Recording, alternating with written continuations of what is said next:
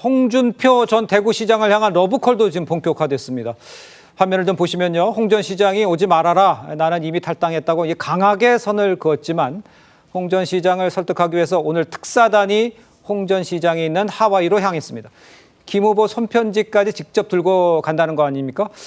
어떤 내용이 담겼을까 이것도 궁금하고 과연 홍 시장이 설득은 될까? 이것도 관심인데 어떻게 보세요, 부의장님?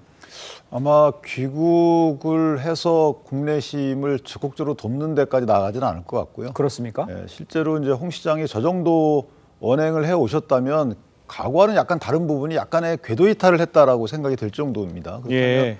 적극적인 행보를 보이지 않는 것 같은데 좀 아쉬운 부분이 없잖아 있죠.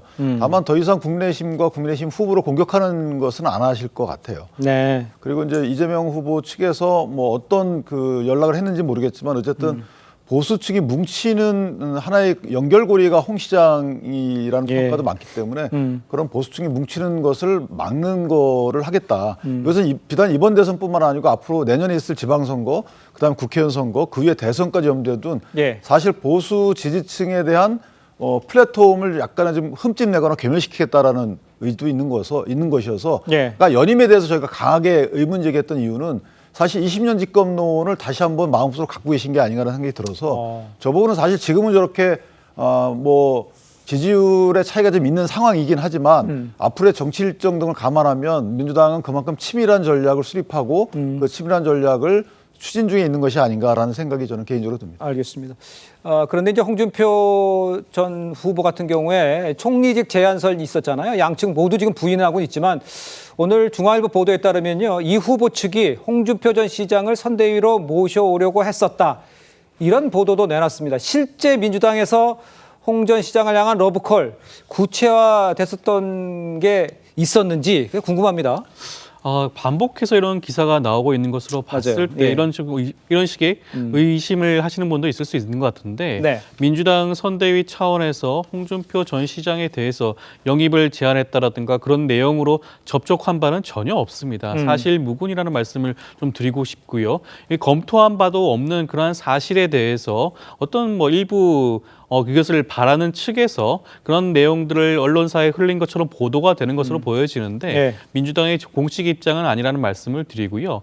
홍준표 전 시장은 물론 그 홍준표 전 시장이 이번 대선 기간 중에 경선 과정에서 했던 여러 가지 얘기 중에서 이재명 후보와 담을 수 있는 함께 할 수 있는 그런 내용이 있다면 그런 뭐 내용이 있다면 그러한 부분들을 정책적으로 함께 할 수 있는 부분은 분명히 있을 수는 있습니다. 그렇지만 지금 당장 홍 전 시장을 이번 선대위에 함께할 가능성은 없다라는 말씀을 좀 드리고 싶습니다. 근데 사실 이런 부분도 있어요. 이것은 뭐 지금 민주당의 3개의 특검을 사실상 거의 준비해 놓고 있잖아요. 네. 그 특검의 검사 수만 해도 100명입니다.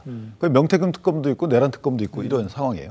그런 상황에서 관련됐다고 여러 가지 언론 보도가 있었던 분들이 예. 정치에 전면적으로 나서기가 어려운 상황이 돼버린 거예요. 예. 그런 그 어떤 민주당의 특검 마련한 이 상황도 홍준표 시장의 저런 행보와 어느 정도 영향이 있지 않을까 개인적으로 그렇게 생각합니다. 알겠습니다.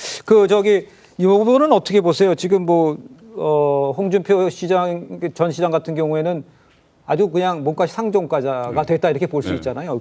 김문수 후보 측이나 또 이재명 후보 측이나 이 상황에 대해서는 어떻게 봐야 됩니까? 일단 그 이재명 후보 쪽에서는 만약에 홍준표 후보가 지금 그 지원 요소를 하지 않고 김문수 후보에 대한 지원 요소를 하지 않고 하와이로 간 상황만 가지고도 충분히 그 어떤 뭐 득표에 그 이로울 거예요. 네. 이런 점이 생겼다고 봐야 되는 것이고 거기다가 최근에 그 홍준표 후보를 지지했던 모임들이 예. 이재명 후보 지지선언을 했지 않습니까?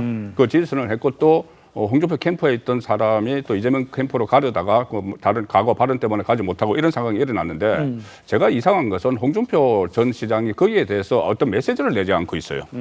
저 총리직을 제안받았다는 것은 뭐 그런 적이 없다고 하지만 그 메시지에 그런 이동을 하는 데 대해서 본인의 지지자들이 이동을 하는 데 대해서 다른 자제를 하라는 이런 메시지가 전혀 없습니다. 예. 없기 때문에 그리고 또 이재명 후보도 그 창녕에 가서 홍준표 그 전 시장 고향 창녕에 가서 뭐 2번 전화를 했다, 통화를 예. 했다는 이야기도 했고 그리고 거기서 구체적으로 저는 구체적으로 이야기했다고 봅니다. 이 본인이 집권을 하게 되면은 어떤 뭐 진영에 치우치지 않고 네. 능력 있는 사람과 같이 하겠다는 그 취지로 이야기를 했거든요. 그러면서 홍준표 전 시장 이야기도 했습니다. 그 자리에서. 네. 그렇다면은 저는 충분히 어떤 그 교감이 좀 있었기에 지금 홍준표 전 시장이 이 여기에 대해서 좀 그러니까 지금은 아예 정치 관련해서는 SNS에서 끊어버렸거든요. 그러니까요. 그러니까는 아마 좀 곤란한 입장이 있지 않나 그렇게까지 싶습니다. 알겠습니다.